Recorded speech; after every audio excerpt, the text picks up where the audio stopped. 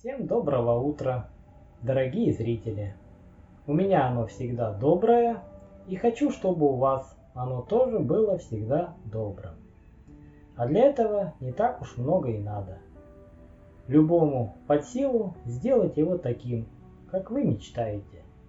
А как это делаю я, сейчас расскажу. Уверен, что многие уже пробовали вставать рано утром, чтобы изменить себя и свой привычный образ жизни. Например, начать делать зарядку, заняться спортом или похудеть, чему-то выучиться, но длилось это недолго, и спустя какое-то время все это благополучно наверняка забрасывалось до лучших времен. Да что там скрывать, и со мной была та же история. За свои 47 лет сколько только раз я не решался изменить свою жизнь, внедрить новые привычки, но надолго меня не хватало. Хотя есть и чем похвастаться. Например, уже на протяжении многих лет делаю ежедневную зарядку, веду активный образ жизни, стараюсь придерживаться здорового питания, контролирую лишний вес, отказался от алкоголя. Но вот прочитав книгу «Магия утра», я всерьез решил начать просыпаться в 5 утра. Дал себе такую установку и ежедневно ее выполняю. Кстати, 15 июля это моя точка отсчета.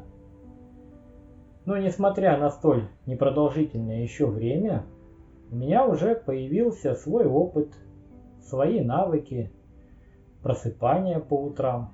Поэтому хочу поделиться ими с вами. Может, кому-то и пригодятся.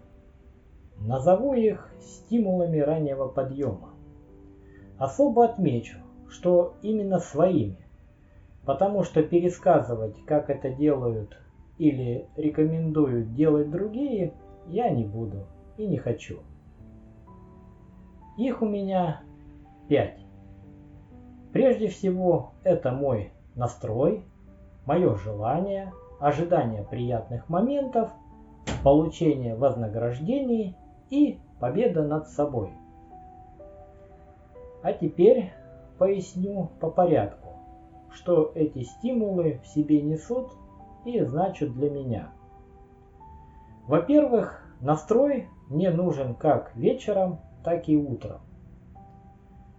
В самом начале, когда я еще только перестраивался на новый режим, было сложно лечь спать раньше обычного.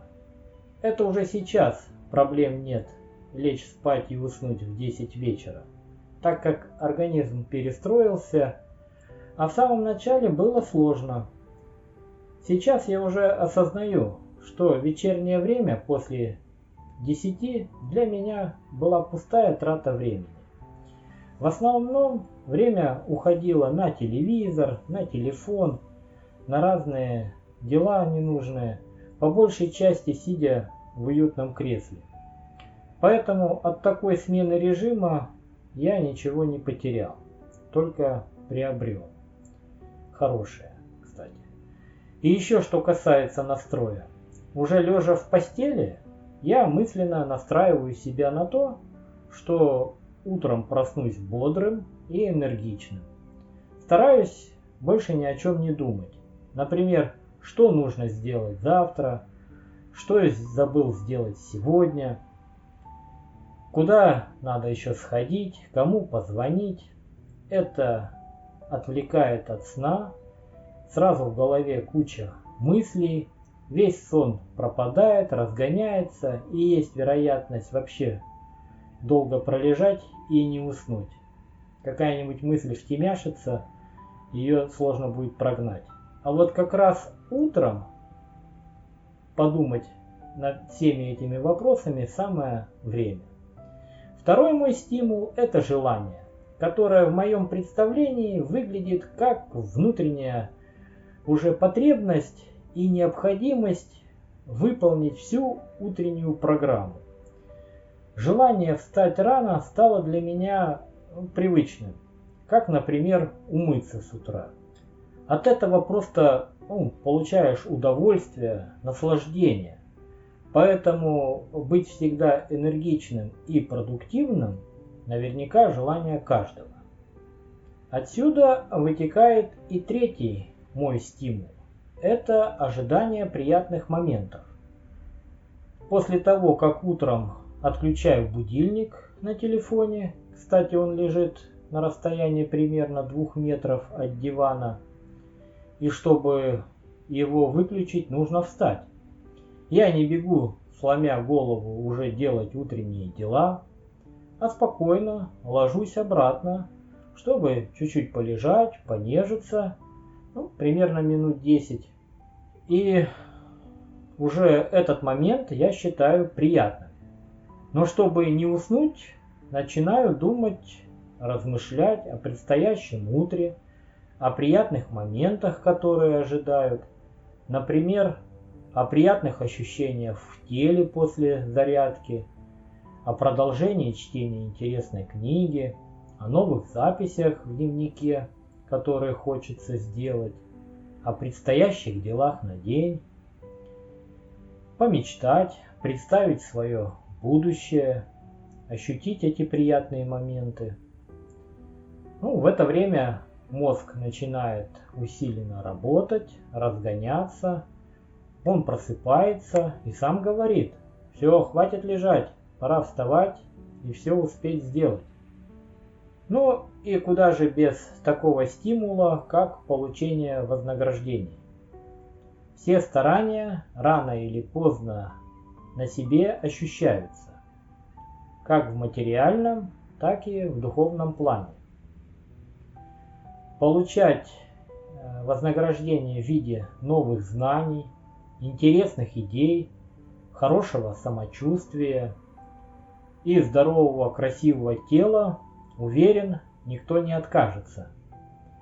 И когда я замечаю на себе изменения, например, похудел или в голове осела интересная прочитанная книга, с уверенностью скажу, что такие вознаграждения приятно получать.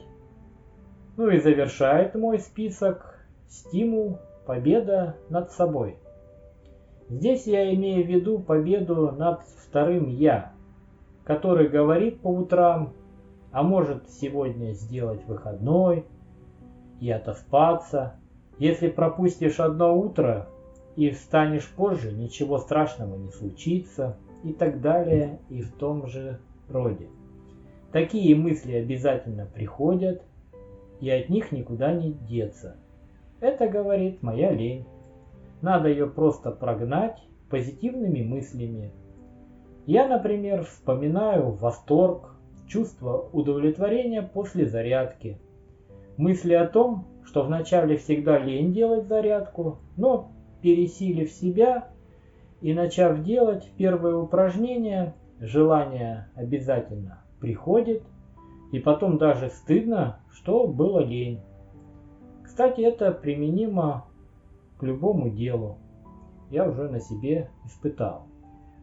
Перечислил я основные стимулы, которые помогают мне. Уверен, у вас выработаются свои. В заключение хочу еще сказать о своем увлечении. Это выращивать микрозелень, пшеницу на Вингрос.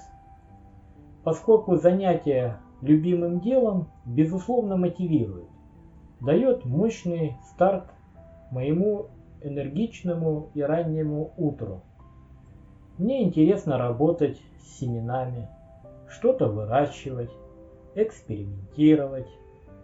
На моем канале можете найти много интересной и полезной информации на эту тему.